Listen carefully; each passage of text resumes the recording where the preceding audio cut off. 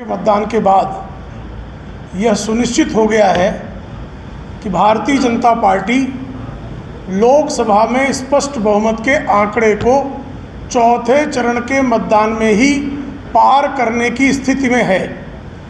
इसके कारण पूरा विपक्ष बौखलाया हुआ है और इस बौखलाहट के कारण ही पाखंडिया गठबंधन के लोग एक बार फिर से भारतीय जनता पार्टी पर संविधान बदलने का मनगढ़ंत आरोप लगा रहे हैं।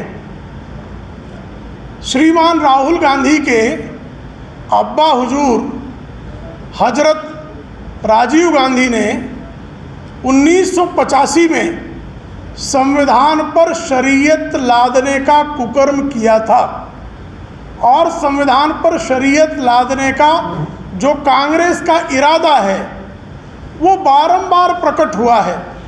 डॉक्टर बाबा साहब आम्बेडकर के संविधान की आत्मा को कुचलने के इरादे से सन 2004 में आंध्र प्रदेश में मुस्लिम आरक्षण का प्रावधान किया गया, जो कालांतर में सर्वोच्च न्यायालय ने असंवैधानिक करार दे दिया।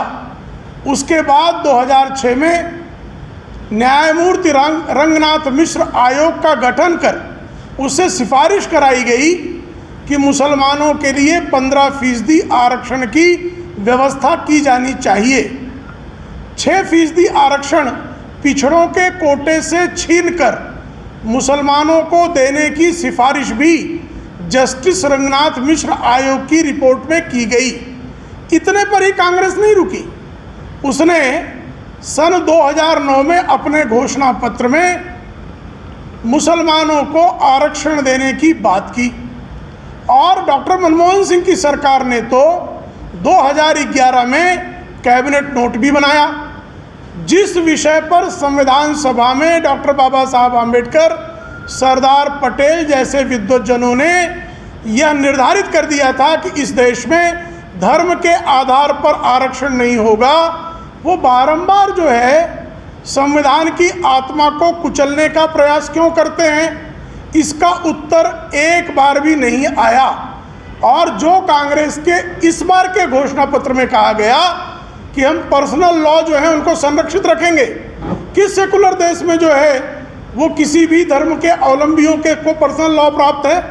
तो ये साफ तौर पर संविधान पर शरीयत लादने का प्रयास कांग्रेस पार्टी कर रही है, जिसका जवाब राहुल गांधी के कारिंदे अध्यक्ष मल्लिकार्जुन खड़गे कभी नहीं देते। उनके साथ दूसरे जो व्यक्ति बैठे थे जनाब अखिलेश यादव, 2014 में समाजवादी पार्टी के घोषणा पत्र में कहा गया कि वो अगर उनकी सरकार आई तो 14% आरक्षण मुसलमानों को देंगे। ये किस संविधान के हिसाब से देना आपने निश्चित किया था? आपके ऊपर तो ऐसे आरोप थे कि जब मुजफ्फरनगर में दंगे हुए तो दंगों में राहत बांटते समय आप धर्म विशेष के लोगों को ही राहत दे रहे थे। सर्वोच्च न्यायालय ने इसके लिए फटकार लगाई। धर्म विशेष की लड़कियों को ही आप जो है विशेष उनके लिए स्कीम्स बनाते थे। तो ये कौन से संविधान सम्मत है भाई? आपने बारंबार संविधान का अपहरण करने की कोशिश की और जिन इंडी अलायंस के घटक दलों में से किसी की भी आज यह स्थिति नहीं है कि लोकसभा चुनाव में वो 40 सीटें भी जीत सकें। वो भारतीय जनता पार्टी कितने चुनाव में सीटें जीतेगी उसको लेकर भविष्यवाणियां कर रहे हैं। अपना तो ठिकाना नहीं है, दूसरों के बारे में टिप्पणियां हैं। यह साफ तौर पर दर्शाता है कि बौखलाहट का स्तर कितना ज़्यादा है। और दिल्ली के महिला आयोग की अध्यक्षा श्रीमती स्वाति मालीवाल को मुख्यमंत्री के आवास पर उनके निजी सचिव द्वारा पीटा जाता है। इंडी अलायंस का एक भी घटक दल इस पर टिप्पणी नहीं करता। तो महिलाओं की सुरक्षा को लेकर आपकी चिंता कितनी खोखली है यह बेनकाब हुआ है।